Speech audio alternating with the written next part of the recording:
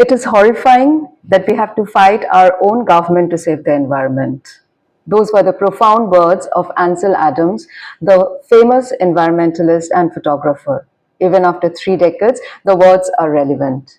In most of the Indian states, citizens, environmentalists, experts, activists, and tribal populations are fighting against state machinery to save urban forests, forest cover, wildlife habitats, and aquatic ecology. Whereas the state is busy handing over these precious blocks to wily corporate houses in the name of development. And this nexus is continuing even after hundreds of reports about carbon footprints, urban heat islands, wildlife extinction, and so on and so forth. Meghalaya is one of the states where the green cover is vanishing at a rapid pace. Recently, the High Court of Meghalaya took suo motu cognizance of illegal tree felling at Lawsohtun, a locality in Shillong. This was in connection with another PIL that was filed to stop irregular tree felling at Laitumkhrah, another urban locality. Lawsohtun is one of the localities in the city with a substantial forest cover. However, one would see concrete dotting the hillsides now. Shillong is already turning into a concrete jungle. Multi-storied buildings are everywhere. Surprisingly, only a few citizens raised their voices against this destruction of forests in the city. Recently, India's Pen did a story about vanishing green cover in northeastern states. The report pointed out that the forest cover outside the recorded forest areas in Meghalaya grew between 2021 and 2023. Is it possible for forests to grow in 2 years? No, it is not possible for forests to grow in 2 years. Then what does this report mean? The article pointed out that the growth in green cover must be plantations owing to agroforestry. Then why is the Ministry of Environment, Forest and Climate Change misleading citizens?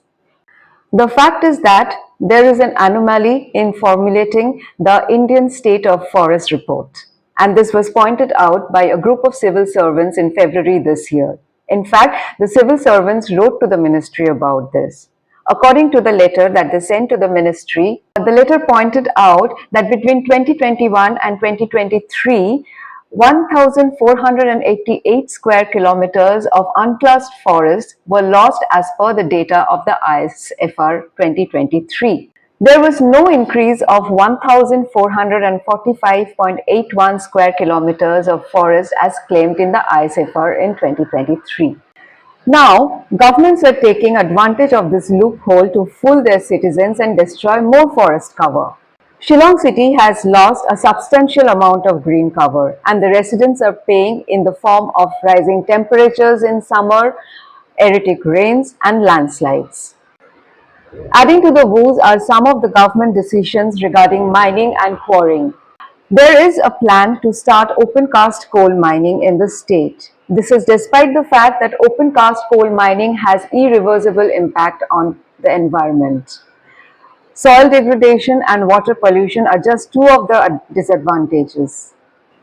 Also, the state government is in the process to simplify the application process for stone quarrying and sand mining. Meghalaya Monitor did a report about the ill effects of stone quarrying in a border village in Ribhoy and how stone quarrying is destroying community forests there. The National Green Tribunal Eastern Zone took suo motu cognizance of this report. Even after that, the state government is going ahead with quarrying. Also, the state government spends crores of rupees on programs such as Green Meghalaya and Green Meghalaya Plus. Only a green audit will show how effective these programs are. The state government facilitates plantation of lakhs of saplings every year on Environment Day. However, if there is no check on the growth of these saplings, there is no point in this program. In fact, it will only be a waste of money and effort. Surprisingly, fewer than a handful of citizens are bothered about this unabated destruction of forests and the environment in the state. It is the same state where thousands will come out rallying for the implementation of inner line permit. It is the same state where hundreds will be vocal to throw away Bangladeshis from the state. However, there are only a few voices against the state government run by the people of Meghalaya to stop such destruction of the environment. When the entire country is fighting their respective state governments to save the environment, it is time for Meghalaya to see some action. In fact, the tribal population here should be vocal about the tribes in other parts of the country who are losing forests to mining and mindless development initiatives. A case in point is Chhattisgarh. One should keep in mind that without a united front, there is no way that we can fight the high-handedness of any state government and the center.